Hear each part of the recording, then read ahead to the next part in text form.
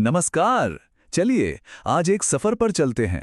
भारत के उस हिस्से में जहां समंदर की लहरें किनारों को चूमती हैं, जहां मसालों की खुशबू हवाओं में तैरती है और जहां के शानदार मंदिर आसमान से बातें करते हैं।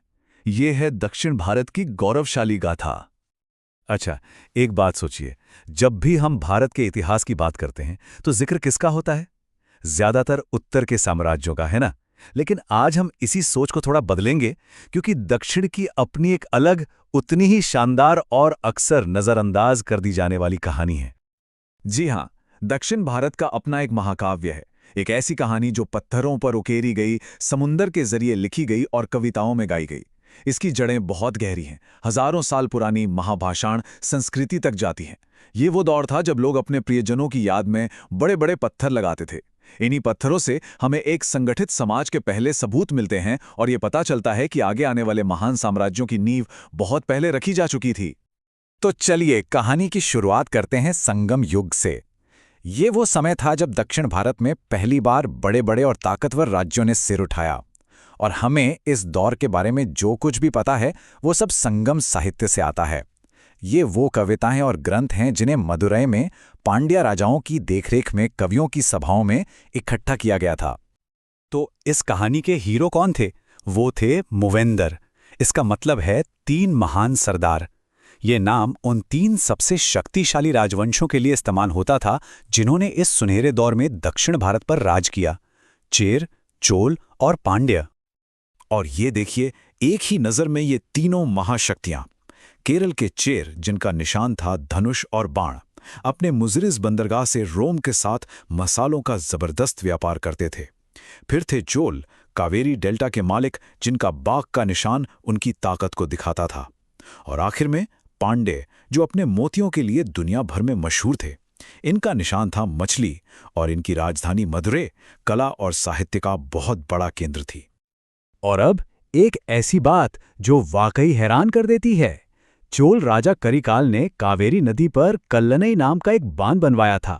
पता है, ये बांध 2000 साल से भी ज्यादा पुराना है और आज भी दुनिया के सबसे पुराने इस्तेमाल हो रहे बांधों में से एक है। जरा सोचिए, उस जमाने की इंजीनियरिंग कितनी कमाल की रही होगी। अब जरा कल्पना कीजिए, संगम युग का शानदार दौर चल रहा है और अचानक से बत्तियां गुल हो जाती हैं, पर्दा गिर जाता है। दक्षिण भारत के इतिहास में तीसरे से छठी सदी तक का वक्त कुछ ऐसा ही था, मानो एक ऐतिहासिक ब्लैकआउट हो गया हो। इस दौर को इतिहास में कलभरों का दौर कहते हैं। ये एक रहस्यमयी लोग थे जिन्होंने पुरानी ताकतों को उखाड़ फेंका। इसे अंधकार युग इसलिए नहीं कहते कि ये कोई बुरा दौर था, बल्कि इसलिए क्योंकि इनके बारे में ज्यादा लिखा नहीं गया। लेकिन एक बात पक्की है, इन्होंने इतिहास का रीसेट बटन दबा दिया, पुरानी शक्तियों को साफ करके नए साम्राज्यों के आने का रास्ता तैयार कर दिया। और जैसे ही कलभरों का असर कम हुआ, इस खालीपन को भरने के लिए 2 नई महाशक्तियां मैदान में उतरीं, कांची के पल्लव और बादामी के चालुक्य। और इन दोनों ने अगले 300 सालों तक दक्षिण भारत की किस्मत लिखी। और यहीं से शुरू होती है 2 महाशक्तियों के बीच एक जबरदस्त टक्कर। एक तरफ थे पल्लव राजा महेंद्र वर्मन प्रथम, एक कलाकार राजा जिन्होंने चट्टानों को काटकर मंदिर बनाने की शुरुआत की। तो दूसरी तरफ थे चालुक्य सम्राट पुलकेशिन द्वितीय, एक महान विजेता जिन्होंने उत्तर भारत के सम्राट हर्षवर्धन को भी हरा दिया था। जब पुलकेशिन ने महेंद्र वर्मन को हराया तो एक ऐसी दुश्मनी शुरू हुई जो पीढ़ियों तक चली। लेकिन कहानी यहीं खत्म नहीं होती, बदला अभी बाकी था। महेंद्र वर्मन के बेटे नरसिंह वर्मन प्रथम, जिन्हें मामल्ल यानी महान पहलवान भी कहते थे, अपने पिता की हार का बदला लेने के लिए आगे बढ़े। उन्होंने न सिर्फ पुलकेशिन द्वितीय को हराया, बल्कि उनकी राजधानी वातापी में घुसकर उसे तहस नहस कर दिया और वातापी कोंड यानी वातापी का विजेता का खिताब हासिल किया। और पता है, इस दुश्मनी का एक बहुत ही खूबसूरत नतीजा भी निकला। ये एक ऐसी लड़ाई थी जो हथियारों से नहीं बल्कि पत्थरों पर लड़ी गई। पल्लवों ने महाबलीपुरम शहर बसाया, जहां आज भी एक ही चट्टान से बने पंचरथ और दुनिया की सबसे बड़ी पत्थर की नक्काशी अर्जुन की तपस्या देखने वालों को दंग कर देती है। तो जाहिर है, चालुक्य भी इस कला के मुकाबले में पीछे कैसे रहते। उन्होंने बदामी में शानदार गुफा मंदिर बनवाए और ऐहोल में 70 से भी ज्यादा मंदिरों का निर्माण किया। ऐहोल को तो भारतीय वास्तुकला का पालना तक कहा जाता है। मतलब ये कि कला के मैदान में ये टक्कर वाकई जबरदस्त थी। और जब ये दो शक्तिशाली हाथी सदियों तक आपस में लड़ लड़ कर थक गए, तो इतिहास के पन्नों में कहीं खोया हुआ एक पुराना शेर फिर से जागने को तैयार था। ये थे संगम युग के चोल, जो इस बार पहले से कहीं ज्यादा ताकतवर बनकर लौटे और दक्षिण भारत के सबसे शानदार साम्राज्य की नींव रखी।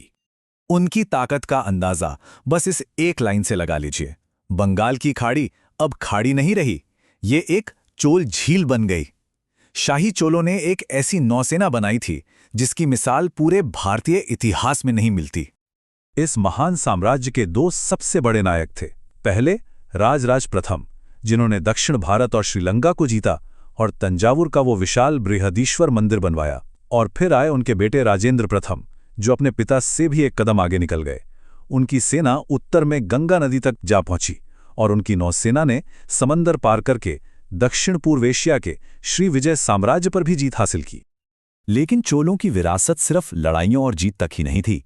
उनकी असली और सबसे बड़ी देन थी स्थानीय स्वशासन की व्यवस्था, मतलब गांवों को अपना शासन खुद चलाने का अधिकार। ये एक तरह से लोकतंत्र का बहुत पुराना और अद्भुत रूप था। और हाँ, उनकी बनाई नटराज की कांस्य मूर्तियां तो आज भी दुनिया भर में भारतीय कला का सबसे बड़ा प्रतीक मानी जाती हैं। पर कहते हैं ना, वक्त हमेशा एक सा नहीं रहता।